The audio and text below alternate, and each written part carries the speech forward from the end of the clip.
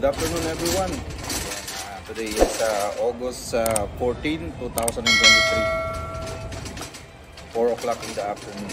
So ngayon, narito tayo sa isang malaking superstore. Ang gagawin ko, mamimili ako ng mga stuff na ibibigay natin sa mga homeless. So ayan, kaya samahan niyo ako para makapamili tayo ng pagkain.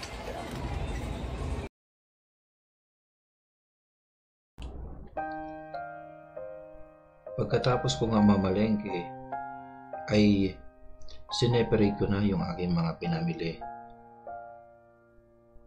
Nagpaikot-ikot din ako ng ilang minuto bago ko nakita itong dalawang mag-asawang ito.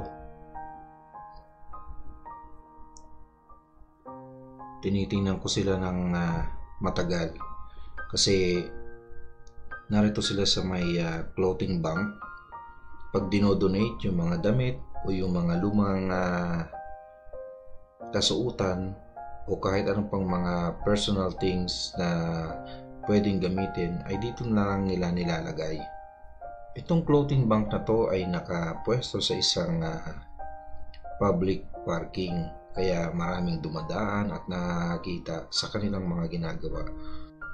Sa pagkakataong ito ay nakita ko sila at kumukuha sila ng mga damit dito sa loob at tinatry nila ito kung pwede sa kanila.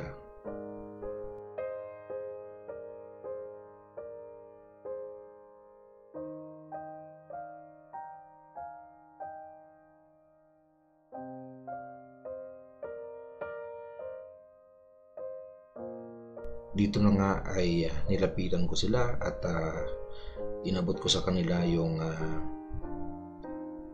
konting tulong na pwedeng ibigay.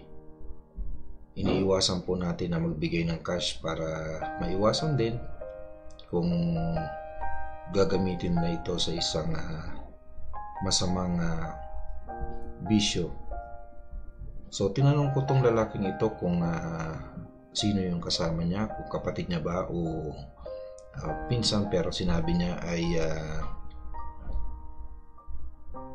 wife niya raw ito at naghahanap daw sila ng masusuot dahil galing daw sila doon sa kanilang lugar at walang silang masuot nung pumunta sila rito. Dahil nga busy sila tingin ng kanilang mga susutin ay nagpasalamat na lang sila at natuwa doon sa binigay ko na pagkain.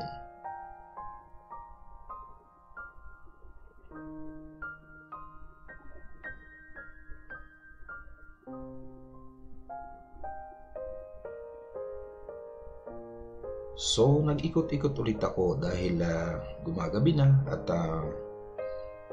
yung mga homeless ay umaalis na doon sa kanilang mga pwesto, although maliwanag pa tingnan.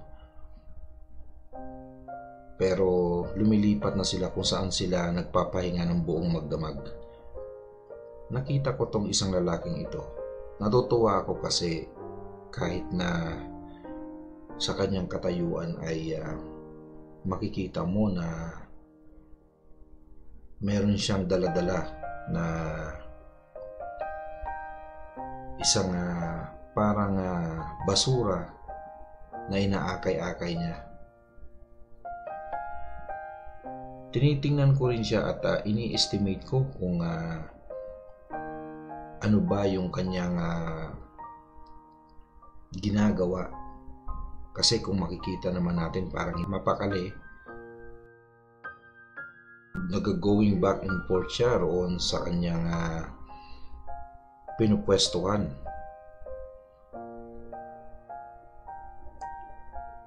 So nag-try pa ulit akong umikot para malaman ko kung ano yung pwesto niya at dito nga ay sinalubong ko siya at inabutan ng konting tulong.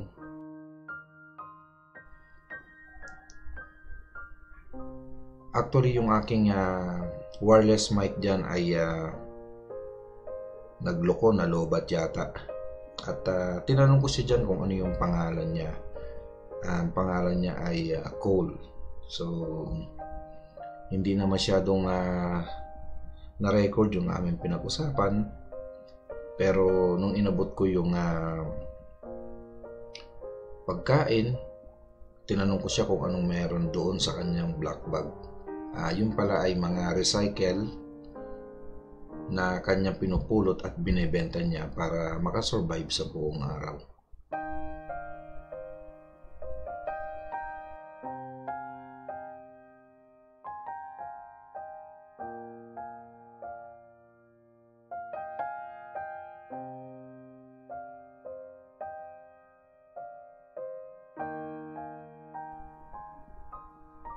Nakakatuwang tingnan kasi kahit sa konting tulong na naibigay mo ay talaga namang nagpapasalamat sila. At nagpasensya rin ako dahil yun lang yung naiabot ko nung gabing yun. Pero masaya sila kasi kahit papaano makakasurvive na naman sila sa buong gabi doon sa kakaunting na itulong na naibigay mo sa kanila.